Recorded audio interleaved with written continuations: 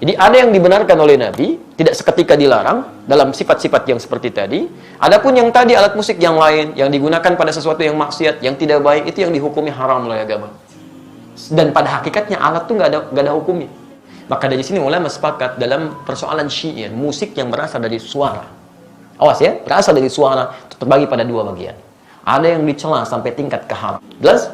Tapi kalau yang dimaksudkan kalimat-kalimat kebaikan, sampai Imam Syafi'i punya syair disebut Diwan Asy-Syafi'i, ajakan pada kebaikan, ketaatan di situ, itu dibenarkan oleh para ulama. Jadi Anda bayangkan, Anda mesti fair di sini. Ada ayat yang mencela keadaan tertentu, ada ayat yang kemudian mengangkat nilai kebaikan di situ. La yasqa qaumin qaum, jangan saling cela. Kami ingin tabayun tentang ceramah atau Ustaz di YouTube bahwa musik itu halal atau dibolehkan. Jazakallahu khair. Antum kapan melihat tayangan saya? Ini poin pertama. Atau antum melihat utuh atau tidak? Yang kedua, apakah antum hadir di majlis itu cuma melihat atau cuma melihat cuplikan? Yang ketiga, dalam suasana apa saya menjawab pertanyaan itu? Karena setiap materi yang disampaikan, setiap majlis itu suasananya bisa berbeda. Apa yang ditanyakan nggak bisa antum bikinnya di hukum umum. Ini poin pertama. Yang kedua, antum mesti bedakan hukum dengan sikap hukum, itu berbeda. Hukum dengan sikap hukum. Kalau antum ditanya hukum, antum mesti jujur. Nggak boleh antum ambil sesuai selera antum aja. Yang pengen saya begini, itu sampaikan. Yang menurut Nabi padahal benar, antum tutupi karena hanya jamaah ikut keinginan antum. Itu nggak boleh. Dosa itu antum. Sikap hukum itu beda. Misal, ada hukum, saya beri contoh, nanti saya teruskan ke musik ya. Ada hukum misalnya untuk sujud nih, setelah i'tidal. Ya, hukumnya ada dua secara umum. Yang pertama adalah sujud dengan menggunakan lutut dulu. Itu ada di Abu Daud nomor hadis 838 dari Wa'il bin Hujur, posisi paling kanan sebelah bawah. Baik, yang kedua ada menggunakan telapak tangan. Di telapak tangan dulu baru lutut. Ya, itu ada di Abu Daud kitab yang sama nomor hadis 840 dari Abu Hurairah, posisi paling kiri sebelah atas sampai 841. Cuman beda dua nomor. Ini yang disebut hukum. Jadi kalau Anda tanya bagaimana hukumnya, ini dua alternatif yang diajarkan oleh Nabi. Singkatnya ada kemudahan. Anda kalau ingin menggunakan lutut boleh, ingin menggunakan telapak tangan boleh. Karena kita sujud memang hanya menggunakan satu di antara dua itu. Itu artinya kemudahan. Rumus fikihnya disebut al-jam'u wat taufiq. Jadi kalau ada persoalan, hadisnya banyak, antum jangan pilih satu hadis dan antum ikuti, tidak. Kumpulkan semua hadisnya, at-taufiq kemana arah hukumnya. Di situ antum simpulkan. Sampai Ibnul Qayyim al-Jauziyah menulis kitab sifat salat Nabi, beliau menyimpulkan saya pilih yang pakai lutut. Syekh Muhammad Nasruddin al-Albani menulis kitab sifat salat Nabi, memilih menggunakan telapak tangan. Jadi kalau antum ngajinya menggunakan kitab sifat salat Nabi Syekh Al-Albani, pasti pakai telapak tangan itu. Lihatnya. Kalau antum baca kitab Syekh Ibnul Qayyim al-Jauziyah, Masya Allah, akan menggunakan lututnya. Nah, dua-duanya dipraktikkan. Nah, jadi kalau antum menggunakan lutut benar, menggunakan telapak tangan benar, yang salah itu, ya menggunakan selain keduanya. Bisa pakai kepala duluan gitu kan? Itu kan keliru. Ya. Dan diantara yang pakai kepala duluan, belum apa-apa sudah rame gitu kan? Lihat orang pakai telapak tangan, disebut ini salah nih, yang benar pakai ini. Mungkin antum ngambil salah satu aja. Dan yang tidak tepat ketika Anda mengajarkan pakai telapak tangan atau pakai lutut, Anda mengatakan, ini yang lain salah nih, yang benar pakai ini. Hadisnya dhaif. Antum berani mendaifkan Syekh Ibnul Qayyim al-Jauziyah, antum siapa? Kan? Antum mengatakan yang pakai telapak tangan salah, antum di mana makamnya Syekh Al-Albani? Ini jangan sampai kita yang belum tentu hafal hadisnya, jadi pada rame. Hadisnya aja nggak tahu gitu kan? Ya itu hukum. Adapun sikap hukum itu pilihan antum terhadap hukum. Antum bersikap ingin menggunakan lutut, silakan. Bersikap ingin menggunakan telapak tangan, itu silakan, itu nggak ada masalah di sini. Jelas di sini? Nah sekarang dari pemahaman ini, mari kita tarik kepada pertanyaan tadi. Musik apa sih hukumnya? Apa dulu musik tuh? Antum kenali dulu. Apa dulu musik? Jangan-jangan ribut masalah musik, antum sendiri nggak kenal musik. Antum menghukumi musik, handphone antum sendiri banyak musiknya. Ringtone, tone itu kan musik. Begitu bunyi, musik itu haram. Bunyi, ting-ting, gitu kan? Masya Allah. Haram semua tuh di HP antum tuh. Antum harus kenali dulu apa itu, gitu kan? Musik itu segala suara yang menghasilkan irama. Ingat ya, kami alhamdulillah saya sampai S2 itu spesialis saya di bahasa Arab. Saya senang tafsir Quran. Saya sangat cinta Quran, ya. Dan alhamdulillah untuk memahami Quran saya harus paham bahasa Quran. Maka saya belajar di bahasa itu. Dan turunannya nanti ada pembahasan tentang syair. Yang di syair itu salah satu subbabnya pembahasan tentang musik. Karena unsur dari syair itu musik, salah satunya. Musik segala suara yang menghasilkan irama. Jadi setiap suara menghasilkan irama itu disebut dengan musik. Jelas di sini? Ini dibagi dua nanti. Ya, yang pertama, ada yang tidak menggunakan alat. Jadi suara. Dan orang Arab sudah terbiasa tentang itu. Maka ketika mereka membuat syair, di antara unsur syair itu salah satunya musik. Kalau antum belajar jurusan bahasa Arab, berbicara tentang syair itu pasti itu akan belajar itu. Di antaranya ada irama, musik di situ. Kalau diturunkan ada 16 rumus, disebut dengan bahar di ilmu arud. Ada bahar tawil, ada madid, ada rajas, ada macam-macam. Dan sejak zaman jahiliyah sudah ada. Jadi begitu mereka bikin syair, tidak ada irama musiknya, itu disebut aib musiknya.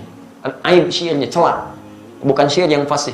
Ya, tawilun lahu dunal buhuri fadailu fa'ulun mafa'ilun fa'ulun mafa'ilu kifanaf min dzikra habibin wa manzili bisaqtul liwa bainad dakhuli fahawmali. Selalu ada iramanya, membedakan satu dengan yang lainnya. Nah, pada yang seperti ini bahkan turun ayat Quran. Saya ulang ya, bahkan surah khusus yang membahas tentang kebiasaan mereka. Surah ke-26 disebut Asy-Syu'ara. Asy-Syu'ara itu jamak dari kata syair yang berarti pemusik, penyair. Nggak pakai penyair. Oh, itu penyair. Saya ulang ya, penyair. Jamaknya Asy-Syu'ara. Tayyib, kalau antum baca nanti dari ayat 224 sampai ke ujungnya, singkatnya apa? Ada kebiasaan-kebiasaan mereka ketika ayat turun dicela oleh Quran. Dicela oleh Quran. Wasyu'ara'u yattabi'uhumul ghawun, dan para penyair itu seringkali menghadirkan hal yang tidak bermanfaat. Wa hum fi kulli wadin yahimun, ada yang datang ke lembah-lembah nyari inspirasi sehingga ibadah ditinggalin. Datang ke lembah, jadi apa Pak? Jadi ilham. Kan ilham tetangga Bapak. Oh enggak, saya di sini. Jadi itu, jadi inspirasi, nulis macam-macam. Sehingga maaf, kebaikan-kebaikan diabaikan. Kan sholat tertinggal, macam-macam tertinggal. Zaman jahiliyah banyak yang begitu. Sehingga ketika zaman Islam dibedakan. Yang seperti ini nggak ada banyak manfaatnya. Bahkan ada yang menuduh Nabi SAW. Ada yang menyerang Nabi dengan syair. Banyak. Ada Zuhair bin Abi Salma sebelum dia taubat. Nyerang Nabi itu. Disebutkan begini, dan sebagainya. Apa yang terjadi? Sisi lain, banyak juga penyair muslim. Di antaranya Hasan bin Sabit. Hasan bin Sabit bahkan langsung disebut sebagai syairun Nabi. Seorang penyair yang membela Nabi SAW. Jadi begitu di sudut sana mencela Nabi, di sini kemudian membalas dengan membela Nabi SAW. Dan tidak sedikit pembelaan itu dihasilkan lewat syair. Yang seperti ini langsung disanjung oleh Quran. Illal ladzina amanu, kecuali para penyair yang beriman kepada Allah Subhanahu wa taala. Yang dengan syairnya dijadikan untuk membela Islam dan mengangkat nilai-nilai kebaikan. Jelas sampai sini dulu? Ini sisi yang pertama. Jadi Anda bayangkan, Anda mesti fair di sini. Ada ayat yang mencela keadaan tertentu, ada ayat yang kemudian mengangkat nilai kebaikan di situ. Jelas? Bahkan Nabi SAW pernah kemudian meluruskan ketika seseorang memuji Nabi untuk mengkultuskan. Jangan sebutkan itu, sebutkan yang lain. Dan Nabi SAW ketika pulang dari perang Tabuk pulang, itu disambut dengan syair. Dan beliau diam. Tala'al badru alaina min thaniyatil wada'i, ya wajaba syukru alaina, mada'a lillahi da'i. Dan antum ada yang kemudian membuat dengan musik-musik kasidah itu. Itu asalnya kan itu syair. Ya, dari madid rumusnya. Tala'al badru alaina min thaniyatil wada'i, wajaba syukru alaina, mada'a lillahi da'i. Ada semuanya di situ. Ya. Sampai orang Arab itu lupa, jangankan masalah seperti itu, lihat binatang, lihat macam-macam, itu memang, itu Masya Allah, itu langsung bisa bikin syair. Refleksnya syair. Itu lihat burung aja, burung bulbul lompat-lompat, bikin syair. Al-Asma'i pernah bikin, cuma gara-gara burung bulbul lompat ke dahan-dahan, bikin syair.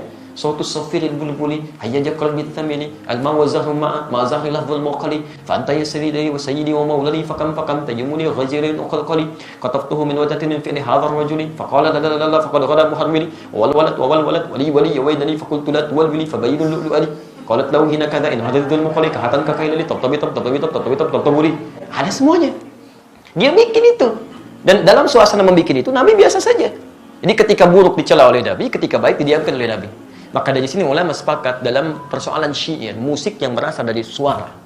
Awas ya, berasal dari suara itu terbagi pada dua bagian. Ada yang dicela sampai tingkat keharaman ketika menjauhkan dari Allah Subhanahu wa taala, membuat diri lalai, makruh dengan kalimat-kalimat yang tidak pantas itu yang haram. Jelas? Tapi kalau yang dimaksudkan kalimat-kalimat kebaikan, sampai Imam Syafi'i punya syair disebut Diwan Asy-Syafi'i, ajakan pada kebaikan, ketaatan di situ, itu dibenarkan oleh para ulama. Tidak ada masalah di situ yang disebut dengan hukum boleh. Jelas di sini? Jadi pernyataan saya jangan di framing gitu kan, jangan dipotong seakan-akan Ustaz dibolehkan ini, kata siapa? Saya nggak pernah membolehkan itu. Hukumnya ada di Quran, turun sejarahnya, antum bisa lihat, ini yang tidak boleh, ini yang boleh. Nah, sekarang alat musik. Bagaimana dengan alat-alat musik? Antum bisa perhatikan kalau munculkan hadis-hadisnya, ada yang langsung dicela, bahkan didekatkan dengan zina. Kan? Allah Subhanahu akan datang di masa nanti orang-orang menghalalkan zina, menghalalkan khamar dan menghalalkan alat-alat musik, gitu kan? Pernah dengar hadisnya? Tayyib, itu apa yang dicela? Hal-hal yang bisa menyesatkan kita pada keburukan, yang menjauhkan dengan Allah Subhanahu wa taala. Bahkan disebutkan oleh Nabi seruling itu bagian dari panggilan setan, gitu kan? Karena ketika dia digunakan banyak orang maksiat di situ. Ya, minum khamar, ada yang mabuk-mabukan, ada yang berzina, ada yang macam-macam. Silakan cek ya, silakan antum cek. Setiap kali menemukan musik di tempat-tempat yang tidak baik, pasti turunannya maksiat. Itu yang jatuh haram di situ. Haram dan seterusnya. Tapi ada di antara hadis-hadis yang antum pernah lihat, bukankah pernah Nabi SAW datang ke rumahnya Sayyidah Aisyah? Jadi, apa yang terjadi? Rupanya di situ sedang ada pesta yang diadakan oleh Sayyidah Aisyah. Sedang bergembira. Tiba-tiba ada dua di antara khadimahnya sedang bermain gendang gitu kan? Baik, tobul. Dia sedang kemudian bersyair. Datang Abu Bakar. Ketika Abu Bakar datang dikatakan, Abi mazmuri syaitani fi baitin Nabi SAW. Ini yang setan ada di rumah Nabi. Kata Nabi, biarkan. Daha ya Abu Bakar. Falikul ummatin aid. Karena setiap orang, setiap umat punya hari rayanya. Biarkan aja katanya. Jadi ada yang dibiarkan oleh Nabi, ada yang tidak diperkenankan. Tapi pembiaran Nabi itu juga bukan menjadikan Nabi fokus kepadanya. Nabi nggak fokus. Nabi nggak pernah misalnya pikirin itu, nggak pernah nikmati itu. Jadi beliau biarkan, tapi beliau nggak mencela.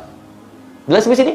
Ini menunjukkan bahwa pada hakikatnya Nabi tidak mengutamakan tentang musik itu. Yang walaupun itu dibenarkan sebagian yang tadi itu. Tapi kemudian beliau tidak hindarkan karena dikhawatirkan nanti umatnya malah fokus kepada hal demikian. Jadi ada yang dibenarkan oleh Nabi, tidak seketika dilarang dalam sifat-sifat yang seperti tadi. Adapun yang tadi alat musik yang lain, yang digunakan pada sesuatu yang maksiat, yang tidak baik, itu yang dihukumi haram oleh agama. Dan pada hakikatnya alat itu nggak ada hukumnya. Alat benda nggak ada hukumnya. Saya mau tanya, apa hukumnya golok? Apa hukumnya pisau? Nah, antum belajar usul fikih dulu. Hukum itu tidak melekat pada benda. Hukum itu melekat pada amalan. Ingat, pada amal, bukan pada benda. Golok digunakan untuk apa? Kalau digunakan untuk sembelih hewan korban, maka hukumnya dia halal. Tapi kalau digunakan untuk, nah ini poinnya. Misal, ancam orang, bunuh orang. Saya kemarin ke Bali, Masya Allah. Ya. Begitu turun dari rumah makan, ada seorang, Ustaz, mohon Ustaz untuk makan hari ini aja, untuk makan hari ini aja. Tapi yang dipegang, golok, kemudian pisau, ditutup, bagi di hadapan ke kita. Begini, Ustaz, tolong untuk makan hari ini. Masya Allah. Itu luar biasa, kan? Itu luar biasa. Dia meminta dengan cara yang tidak elok, gitu kan? Walaupun kita paham maksudnya dia butuh sesuatu. Tapi dia katakan, ini loh pisau saya. Ini golok saya, gitu kan? Itu nggak boleh seperti itu. Itu haram hukumnya golok digunakan demikian. Jelas ya? Jadi teman-teman, ketika saya ditanya hukum, saya jelaskan inilah hukumnya begini. Tapi kalau Anda tanya saya, apa sikap hukum saya? Kalau saya menjauhi itu. Saya jauhi, gitu kan? Saya tinggalkan, saya jauhi. Sekalipun saya paham teorinya. Dan dari situ saya paham, orang barat mengambil rumus-rumus musik dari situ. Saya sampai hafal. Hafal saya rumus gitar, rumus piano, saya hafal. Karena mereka ngambil dari situ, saya pelajari itu. Tapi saya nggak pernah main begituan. Apakah kalau kita menghafal sesuatu, kalau tas disebut saya membolehkan? Belum tentu. C, D, F, G, B, C, D, F, C, D, F, G, D, F, G, A, B, C, D, A, B, C, D, F, G, A, F, G, A, B, C, D, E, B, C, D, F, G, A, B, B, C, D, B, C, D, A, B, C, D, A, B, C, D, antum aja belum tentu tahu tuh. Jadi kita membaca sesuatu bukan berarti kita masuk di dalamnya, tidak, gitu kan? Untuk merumuskan rumus hukum yang boleh, yang tidak boleh. Antum mungkin biasa, tapi bagaimana dengan orang-orang yang profesi di dalamnya? Ada yang mengajar begini, ada yang begitu. Saya mesti berikan pendalaman hukum seperti ini. Tapi sikap saya seperti ini. Jelas di sini? Baik. Antum boleh tidak sepakat, tapi jangan sampai ketidaksepakatan itu menjadikan kita harus saling mencela. Itu nggak boleh. Nggak boleh. Dalam tidak sepakat pun nggak boleh mencela. Apalagi dalam hal sepakat, kan? Baik. Alhamdulillah. Jelas.